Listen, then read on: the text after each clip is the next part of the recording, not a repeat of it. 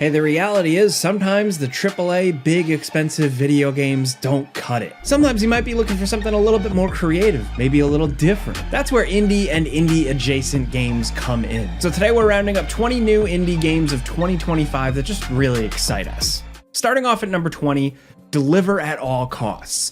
There have been a few attempts at like a top-down GTA-like, but this most recent attempt at recreating the magic of that classic series is like trademark vehicular chaos. Looks like it's got the juice to be a real contender. I mean, look at this thing.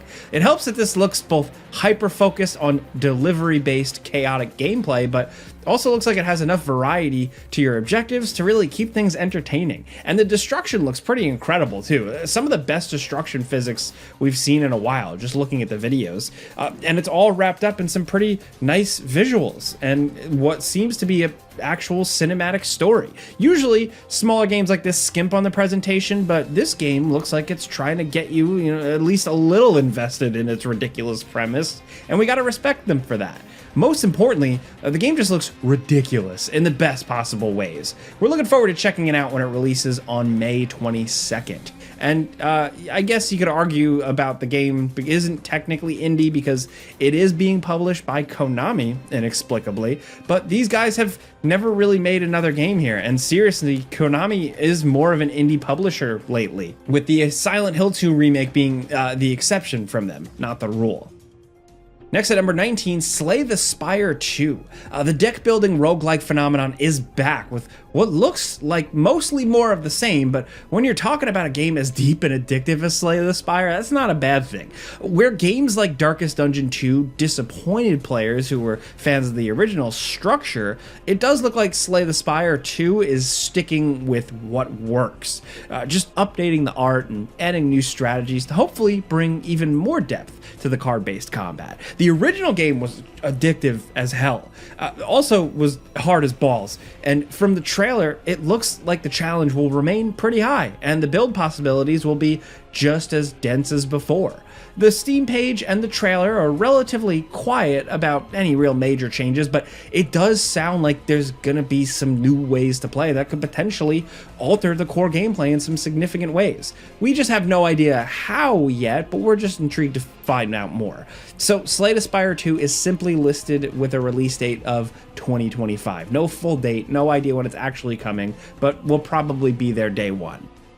Next at number 18, low budget repairs. Now, we only just recently found out about this thing, but it's rocketed to the top of our most hyped indies of 2025 because listen, just the premise alone is brilliant. You know how most simulator style games like House Renovator or even something more easygoing like Power Wash Simulator are about creating a perfectly clean little space, being these little zen experiences where you can just take it slow and really get every detail just right? Well, low budget repairs is the opposite of that. It's a game with the anarchic energy of GTA, but slapped into a home repair sim. This isn't a game about being perfect or even good. It's all about just being good enough. Instead of aiming for top marks, getting that 3-star perfect house, the real challenge is doing as little work as possible while still somehow getting a passing grade. What's intriguing about the trailer is that there's this exciting mix of depth and goofiness that hopefully makes the game actually interesting to play. It's not all about just throwing furniture through windows and giving random things the finger. Like this part where you're actually repairing a bathroom. You're putting tiles on the walls. It's not just a matter of slapping some tiles up. You actually have to put down mortar to get them to stick. And if that doesn't work, then some good old duct tape will do. I just love the idea of one of these simulator games that actually simulates the real life feeling of doing amateur home repair. The chaos, the confusion, the cutting corners, the being cheap, the general crappiness of the experience, which just seems like it's replicated so accurately in this trailer. This one's just listed as quote unquote coming soon, but hopefully it's not too far off because it just looks like it's a good time.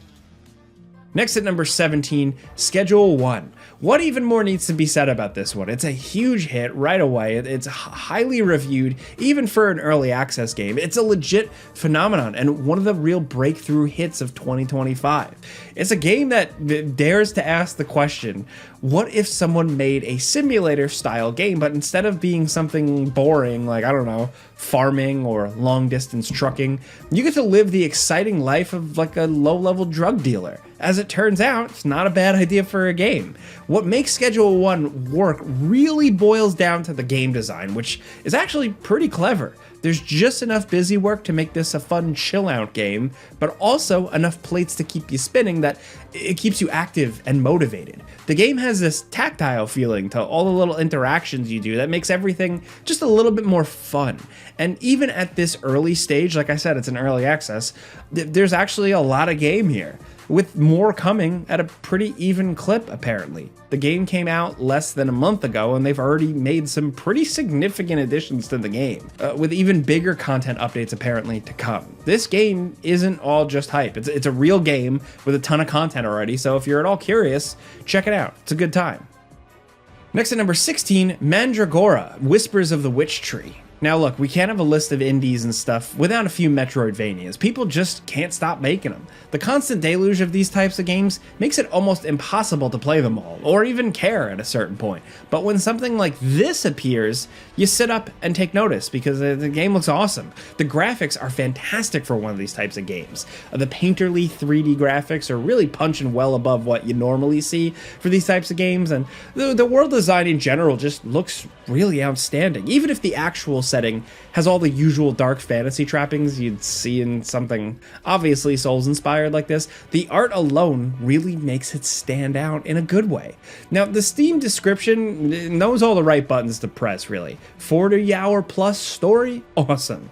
6 unique classes? Yes, please, we'll take it. An expansive, interconnected world? Well, just hook it straight into our veins. There's real potential here for this one to be one of the next big Metroidvanias, and we're not saying that lightly. The frustrating truth of this genre is that for every truly great game that comes out, there are about a dozen, more mediocre or forgettable ones, or at least ones that don't quite live up to the high standard of their inspirations. This one, Mandragora, looks like it could be one of the better ones, and we hope it is, because by the time this video does come out, the game will be out. The release date is April 17th, and we really hope it's as good as it appears to be. Next at number 15, Pathologic 3. Originally envisioned as like an add-on or DLC for Pathologic 2, the Bachelor was one of the 3 playable characters in the original Pathologic, but instead, he's getting his own game here, and from what we've seen of the game so far, it's actually very exciting. The difference here is that this time you're a doctor investigating the plague, and that means a much greater emphasis on investigation, finding clues, researching the plague itself, and actually directly trying to combat it. They've removed some of the survival elements from the previous games and are instead focused entirely on the investigation aspect, along with adding in a new time travel mechanic where you can actually go forward in time to see the consequences of your choices and then undo them by going back in time. That alone makes this sound like it's going to be a really unique and very different experience compared to the old Pathologic games, and we can't help but be intrigued. These games have always been weird and intentionally alienating, but it sounds like this time they're trying to keep all the trademark weirdness and sinister atmosphere while having game mechanics that are a little more forgiving, at least when it comes to basic stuff like staying alive. The mystery and puzzle-solving elements might be even more challenging than before, at least that's our takeaway from everything we've seen about the game. It looks like it could be the best entry in this bizarre niche series, and we're looking forward to getting our hands on it and getting lost in it when it does launch apparently sometime in 2025. Next at number 14, Killer Bean. They keep saying it's coming, and it keeps getting pushed back. First, this was supposed to come out in 2023, then Early Access 2024, and now we have no idea. Steam simply lists it just as coming soon. But 2025 isn't outside the realm of possibility. It could still happen, and I'd love to just try to understand how all this madness actually comes together to make a real full video game. The most recent trailers from 2024 just show one insane thing after another. Like, there's first-person and third-person combat, There's bullet time. You can drive vehicles. You can suplex enemies like it's No More Heroes. You can grab grenades mid-air and throw them back. You can deflect bullets off of an enemy bullet casing to hit enemies around corners. If you want to do something crazy in the game, it looks like Killer Bean just lets you do it. We have no idea what the actual structure is going to be. It all looks like just like a lot of chaos and huge empty environments, which makes us think, you know, I might be going for a more mission-based structure, but I honestly have no clue if the final game lets you do even half of the awesome stuff they're really showing in the trailers. But if it really is as good as it looks, this could be something really special. Next, at number 13, Baby Steps. This is coming from Devolver Digital and the guys who made Ape Out, and more importantly, Getting Over It. So this comes the story of just a weird dumpy guy in a jumper who has to achieve the monumental task of just walking a straight line. So if you've ever played Getting Over It, then you probably know what to expect. Extreme frustration from intentionally awkward controls designed to make even the most simple task into this grueling slog. But this looks like it has a little bit more of an actual game around it. At least it looks like it'll be a little easier to make progress, considering you don't have to worry about falling back down to the start every single time you make the tiniest little mistake like their previous game. So what this is essentially a literal walking simulator, as in it actually simulates the act of walking, you know? Real movement, some real standing and walking. Like, that's the game, and you know what? It sounds dumb as hell, but also pretty amusing. It's yet another game with a vague 2025 release date, but after its delay last year, we're expecting it'll probably come out sometime this year, maybe. Next, at number 12, Out of Action. This online first-person shooter looks like it combines elements of Fear, Max Payne, and Action Half-Life to create a compelling, extremely fast multiplayer experience that just looks incredibly slick for being an indie game coming from a developer with nothing else really to their name. The moves look sick, but that time to kill looks absolutely brutal. I doubt most people playing this are gonna look as cool as you do in the trailer, dodging and doing the sliding and killing dozens of guys at a time, but there are offline modes as well, apparently, where you can just let your kill count soar. Even if the game might not be as nearly as forgiving as a trailer might make it look, who knows? Maybe it is. It's all speculation. But either way, the gameplay looks clean, hard-hitting, and vicious. The guns look really satisfying to use, and the cel-shaded anime-inspired aesthetics make everything on screen really nice and readable. It seems like the people making this understand what you need to make a good multiplayer first-person shooter. I'm especially interested in the bullet time, which the Steam page does clarify is actually part of the multiplayer. Now, I've seen a few games online, like online games, try this sort of thing. Sometimes they make it so everyone gets the bullet time effect. Sometimes something like Max Payne 3 comes along and makes it work without resorting to that. I hope Out of Action figures it out, really, because the potential here is huge. It's yet another game with a vague 2025 release date, but we hope to see more information about this thing soon. Next, over at number 11, Supra World. Now, even though they didn't get the attention of games like The Witness or The Talos Principle, the Supraland games were up there with some of the best first-person puzzle games. They were huge, creative, and just extremely fun to play. They weren't the most impressive games graphically, no, but they really managed to go way above and beyond what you'd expect from an indie self-published puzzle game. Now, this new one, Supra World, sounds like those games, but more. A bigger world with even more powers to unlock and a bunch of secrets to uncover. What makes the previous games so great is their non-linear and open-ended nature. There were often multiple ways to solve puzzles and get around, if you're creative, and the game really rewarded you for trying everything. Every time I reached a spot that I assumed was some sort of out-of-bounds area, there was actually a chest or a secret or something there waiting for me. This game looks like more of the same, but that's far from a bad thing, because their previous entry was the best one yet, and this game seems to be taking everything they learned making the past games and putting it together to make what is hopefully the best in the series yet. Yes, the screenshots at first glance might make it look like kind of a cheapo game, but the Supraland games are the real deal, trust us. So we're excited to see what they're going for with Super World. No release date for this one, to be honest, but we're hoping we see it this year. Next, over at number 10, Holy Shoot. With the boomer shooter genre going strong still in 2025, we're seeing more and more games that are trying to evolve the genre by taking it in new and interesting directions, like turning them into roguelikes. That's Holy Shoot here. This is a game where you pick from 7 different characters and run through fast-paced shooting stages that end in a boss fight. The core gameplay here isn't all that innovative, but the execution looks really solid, with some clean and cartoony design that includes the 13 gunshot sound effects, which you remember, if you remember those. Like, it's an interesting inspiration, but it does make sense. The shooting looks satisfying and the art is appealing, and what really matters is how rewarding the roguelike mechanics are in the long run. That's really what's going to make or break this one. You can actually check it out now with a demo, which seems impressive on its own, but the full game is coming sometime in Q2 2025. Next at number 9, Ender Magnolia Bloom in the Mist. Now, this Metroidvania sequel to the first Ender game actually came out of early access back in January, but we never really got a chance to talk about it, so hey, no better time like the present. Where the first game had the dark fantasy thing going, this one took things in a pretty unexpected direction, going full sci-fi and making the story just slightly less depressing. The core game is mostly the same though. It's a side-scrolling exploration and combat game with the gimmick that you use spirits to fight for you like you're like a tiny JoJo or something. While the first game was good, this one, it looks like a big step up with tighter, more responsive controls, more varied and interesting environments, and a bigger and better, more interconnected world.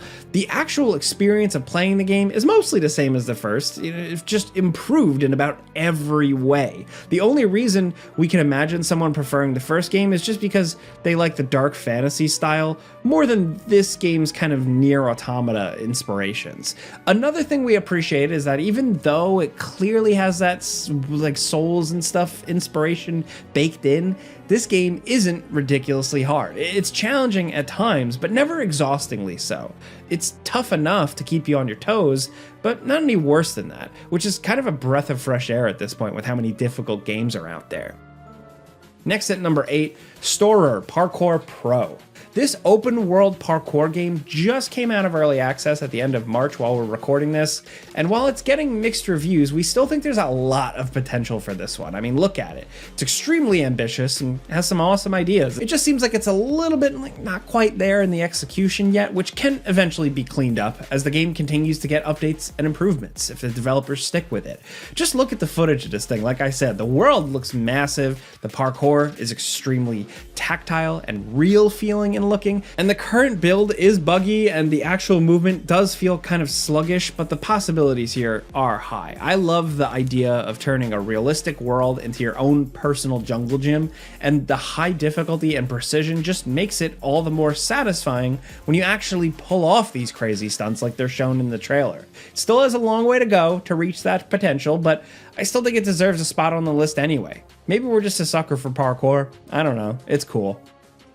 Next at number 7, Mouse, PI for Hire. Now, out of all the projects that came out in the wake of Steamboat Willie going into the public domain, this one is by far the most accomplished looking and impressive. It's a truly novel concept for like a retro-inspired FPS. This thing is retro in more ways than one. It's got the noodle animation of Cuphead combined with the cartoonish super violence of something like Doom, and somehow it works. At least from the trailers we've seen, including one that launched on the day that we were working on this video. The quality of the animation on the sprites of the enemies and the weapons is stellar, but the backgrounds actually look quite detailed as well. They've got this soft focus look that kind of makes them appear like they came right out of the animation cell while also not being too distracting. And the PI for Hire part isn't just here for show. It looks like there are actual investigation aspects of the game, like with dialogue trees and taking pictures with cameras. This game has real ambition behind it, and all the trailers from the early days of this before it even had a name, it's all been excellent, and now it's got some quality production values. Honestly, it just looks like one of the cooler boomer shooters to be releasing soon, and we're excited to play it when it comes out sometime in 2025.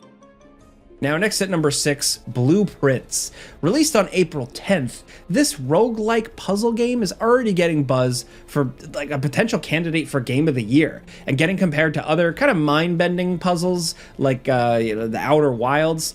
It's not quite like that though. The Blueprints is more its own thing and much more of a roguelike in structure. So if you hate that sort of randomization, then you're gonna get frustrated by this game. But on the other hand, if you're willing to engage with the game on its own terms, then it is easily one of the most rewarding puzzle game experiences we've seen. This game is deep. Once you think you've figured out everything, 2 more even deeper mysteries pop up. It starts off relatively simple, but as the game opens up and new clues emerge, more previously unlocked parts of the mansion reveal themselves until this game suddenly starts to become something almost entirely different from what you thought it was at first. It's a game best approached with as few spoilers as possible. That's the best way to experience it. Blueprints isn't a game for everyone, but if you're the type of game it is for, you're probably gonna love the hell out of it. If you're willing to take a lot of notes and you're willing to deal with some puzzle frustration, then it's a real brain melter of a game. Now at number 5, Deltarune, chapters 3 and 4. After years of waiting, the follow-up to Undertale is finally coming out June 5th. Well, not the entire game, just chapters 3 and 4 of a total planned 7 chapters, but who cares? It's more Deltarune. The first 2 demo chapters were creative, fun, and constantly surprising, with amusing dialogue, fantastic music, and just we fully expect the next 2 chapters to live up to the high standards set by that demo. I mean, it sucks that the game still won't be done, technically. Seriously, chapter 1 came out back in 2018, which might as well be an eternity ago, but what the hell? It's better than nothing, and at least all the remaining chapters will be free if you buy it, so at least there's that. There's really not a lot to talk about here. If you like Toby Fox's works on Undertale, then this release is highly anticipated, and if you're ambivalent, then there's really nothing here for you. It's a game that is what it is, but we're pretty excited. But us here at GameRanq, we are very much looking forward to it. Next at number 4, Skate Story. This crazy looking game appears to be like a unholy demon spawn of something like Tony Hawk's Pro Skater, Skate, and El Shaddai Ascension of the Metatron, which is not a game I expected to be referencing today. You're a demon in the underworld and you've got to shred through the 9 circles of hell to escape. And yes, if you see the trailers, you can tell it definitely looks more inspired by Skate than Tony Hawk. You know, the comboing isn't as crazy, it's not as intense, but it's psychedelic and completely nuts in the best way. I've spent a lot of time with this one. It's very tight, it can be challenging. It's also got a surprisingly good sense of humor and just really weird vibes. I'm liking these modern, kind of off-kilter ways that they're attempting to revive the extreme sports games. The results have been, weird and fascinating, and this looks like it might be one of the best if they manage to really land the controls. Next at number 3, Unrecord. Here's another old favorite that we've been anticipating for a while. And yeah, while there isn't too much new to talk about, we do hope that this thing finds a way out of whatever hole it's in to release fully sometime in 2025. This hyper-realistic looking game inspired by police body cams looks crazy realistic, almost uncomfortably so, but the potential is out of this world. This game looks like a very different kind of first-person shooter, far removed from the fantasy of your retro shooters or hyperactive Call of Duties. It looks like it requires caution and careful movement to survive. With the relative lack of new tactical shooters, this could fill a hole in our hearts where games like the original Rainbow Sixes or SWAT 4 or SOCOM used to be, while still doing its own unique thing. Now, this body cam style footage, of course, is becoming more popular. We've seen it in some multiplayer stuff, but Unrecord was still like one of the first ones to show off, and we're excited to see how it finally ends up. We don't know when it's coming out. The release date is simply listed as to be announced on Steam, and the developers have been very quiet for a while now, but there's still hope that this could come out in 2025. We just really hope it's, somewhere near as impressive as the trailers make it look. Now down at number 2, Streets of Rogue 2. The original Streets of Rogue was one of the most chaotically ridiculous roguelikes of all time, but the sequel looks even better, focusing in on the parts that made the original great, like the variety of ways you can play the game, while also making its open world truly open instead of split into small segments, and having actual cooperative multiplayer. The graphics are simple, but that's only to allow for a baffling amount of options and player interactions. Each potential character you play as can and will do things completely different from another. And I don't mean that they just have different powers or something. I mean that the game will change drastically. Sometimes it's a stealth game, sometimes a shooter, sometimes you're in command of an army, or like the game turns into a text adventure. It all depends on how you play it. With co-op, the madness can probably get even crazier. This game looks incredible, like it will really pay off of the promise of the original. And while it was originally slated to release back in 2024, I think this time it's actually happening sometime this year. Now down at number 1, speaking of sometime this year, Hollow Knight Silksong. After years of no showing events and almost no communication from the developers, our collective faith here was beginning to fade. Was this ever actually happening, or was it just going to end up being vaporware? It's easy to forget just how long they worked on the original Hollow Knight. It was in production for years, even before the Kickstarter, which is to say that games as good as Hollow Knight just take time. Hopefully, 2025 will be the year. More and more, the developers are actually coming out and talking about the game. It showed up at the Nintendo Direct for the Switch 2 briefly, like really briefly, but that at least confirmed a 2025 release date, and more clues are popping up on Steam and elsewhere collaborating that like a launch may be imminent. Look, we're not going to get our hopes up until we're actually playing the game in our hands, but the stars do seem like they're finally starting to like slowly align. Silksong has a solid chance of coming out in 2025, and that can only be a good thing for fans of the original Hollow Knight, or just Metroidvanias, or just really good games in general.